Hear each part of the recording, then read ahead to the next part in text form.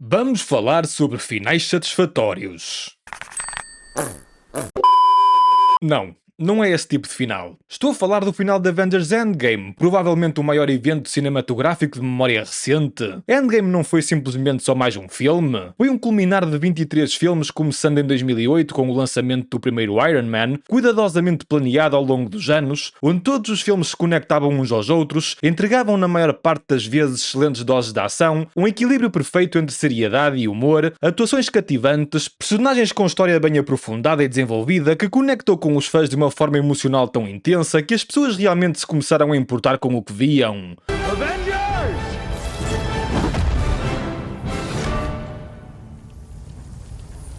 Assemble. It was perfect. Perfect. Everything, down to the last minute details. Foi um fenómeno que dominou por completo os cinemas durante anos e na sua fase final, todos os filmes lançados alcançavam no mínimo $1 bilhão de receita mundial. A Marvel estava no topo do mundo e achavam que nada poderia correr mal independentemente daquilo que lançavam. Então, após o grande final de Endgame, Kevin Feige veio a público dizer que o universo cinematográfico iria continuar, mas iriam ser feitas algumas alterações. Segundo o chefe máximo da Marvel, os seguintes projetos teriam como principal objetivo introduzir mais heroínas, afirmando que o mesmo queria que cerca de 95% dos heróis fossem mulheres e os mantos dos personagens antigos seriam passados para outros atores mais diversos. O resultado? We're waiting.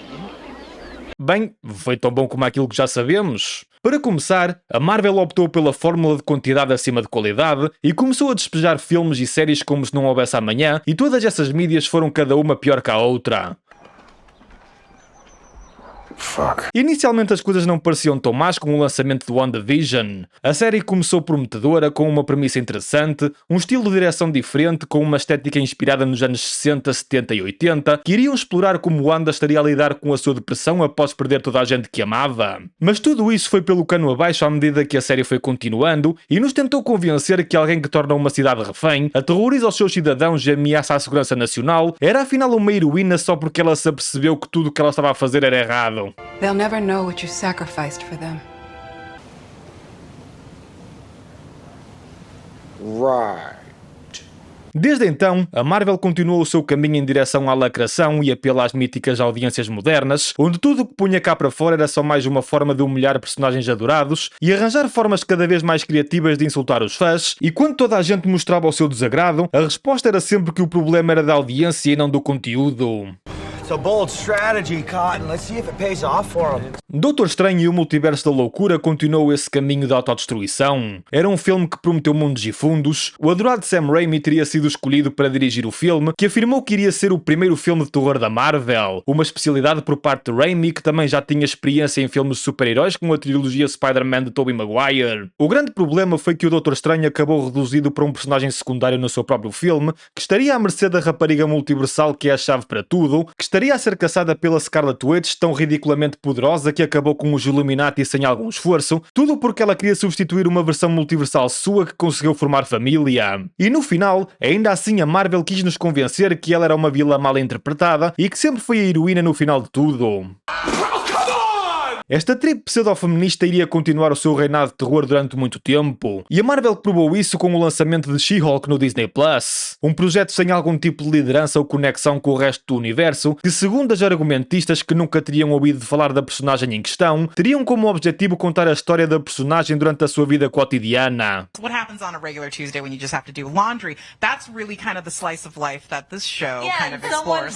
E existe uma razão pela qual isto nunca é contado. É porque ninguém quer saber. O resultado foi uma série de comédias sem qualquer coisa que se assemelhe a uma piada, tentativas constantes de humilhar e diminuir personagens queridos e adorados, e passar a mensagem de que as mulheres são melhores em tudo que os homens alguma vez foram, mas que mesmo assim continuam oprimidas e ameaçadas pelos homens. So, I'm an expert at controlling my anger because I do it infinitely more than you. Shut up, bitch! Esta fórmula seria aplicada em toda e qualquer coisa que tivesse uma mulher presente, fosse no filme ou fosse numa série. Girls get it done. Mas com o anúncio do Falcão e Soldado Invernal, gerou-se alguma esperança que a Marvel se iria abster de alguma forma desse sonho molhado pseudo-feminista, principalmente porque tanto o Falcão como o Soldado Invernal eram personagens amados e seriam o principal foco da série. Pois bem, a ingenuidade mora em todos nós, porque o resultado conseguiu ser mais polémico do que qualquer um de nós conseguiu prever.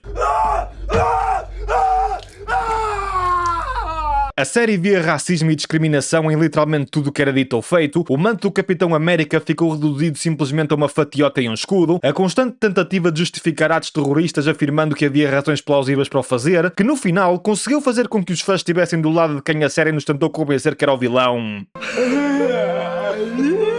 Esta humilhação das personagens originais continuou com o lançamento de Thor, Amor e Trovão. A Marvel achou boa ideia dar liberdade criativa a Taika Waititi, que previamente havia alcançado um grande sucesso com Thor Ragnarok, mas rapidamente cagou em tudo o que lhe foi confiado e entregou um filme que mais parece uma paródia do personagem, resultando até na declaração pública de Chris Hemsworth que não queria mais trabalhar com o diretor, resultando no despedimento do mesmo.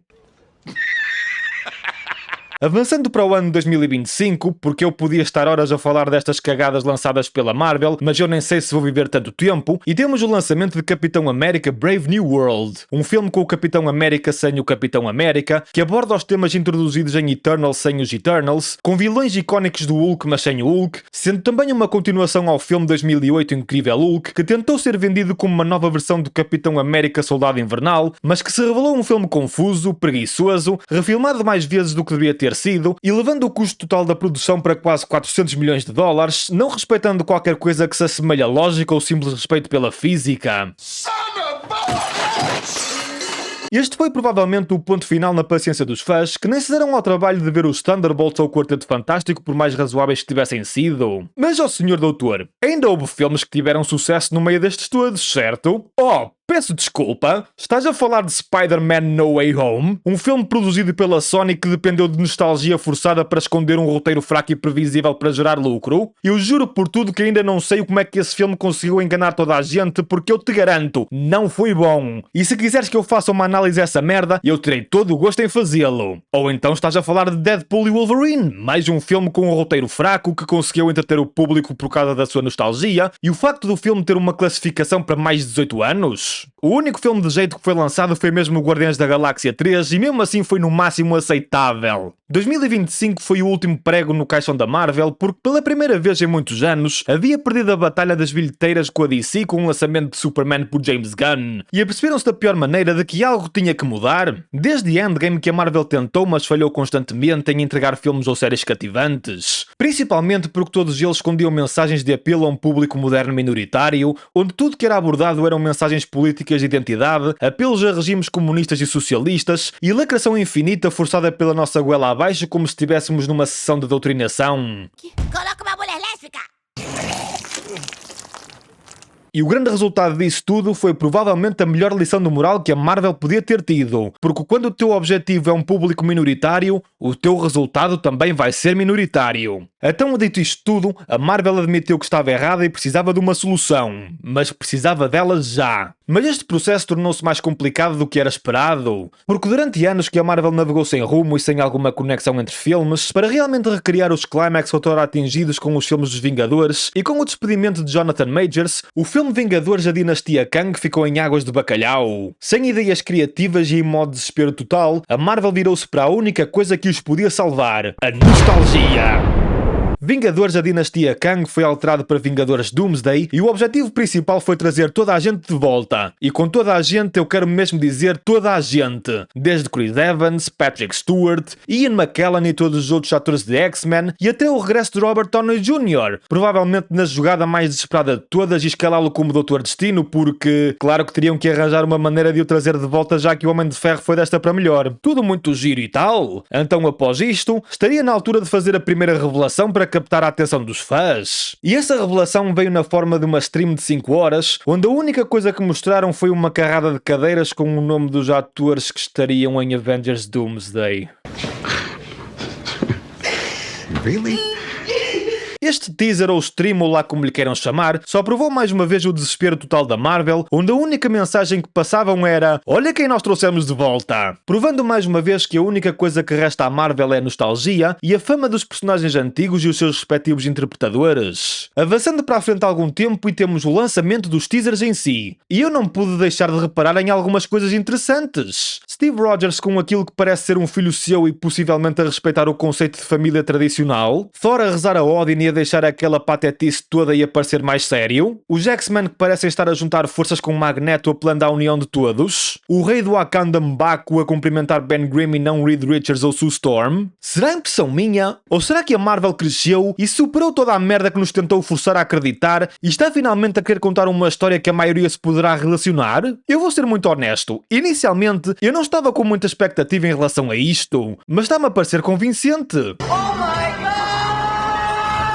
Estes teasers juntos conseguiram juntar mais de 1 bilhão de visualizações juntos, e uma coisa é certa, a quantidade de teorias e conversas que se está a gerar na internet parece estar a provar que este é o caminho certo para voltar a criar interesse no universo cinematográfico Marvel. Segundo dizem as notícias, este filme irá servir quase como uma continuação direta a Avengers Endgame e irá ignorar todos os projetos lançados entre os dois. E na minha opinião, acho que isto foi o mais correto a fazer, já que ninguém estava preocupado com esse lixo. Eu diria que o grande objetivo da Marvel para este filme não será tanto gerar lucro, mas sim trazer de volta os fãs que realmente se importam com este universo e voltar a dominar a categoria de super-heróis. Bem, respeito ao estúdio por finalmente se aperceber da cagada que andavam a fazer e finalmente voltar a tomar o rumo que realmente funciona. O grande problema no meio disto tudo é que não será uma tarefa fácil. Muitos fãs passaram para outros conteúdos, outros já não se importam mais e ainda existe uma boa quantidade de pseudo-fãs que se mostraram desagradados com este regresso às bases originais. O que eu estou a tentar dizer com isto tudo é que esta poderá ser a última cartada da Marvel de voltar a ser grande como antes foi, e se isto não funcionar, muito honestamente eu não sei o que mais poderá. A minha previsão? Prefiro esperar para ver. Só o tempo irá dizer se realmente valeu a pena e se irá funcionar, mas de uma coisa eu tenho a certeza. Seja o filme bom, seja o filme mau, o Sr. Doutor irá estar sempre à espreita, de bisturi na mão e pronto para a autópsia. Disso podes ter tua certeza, meu caro espectador.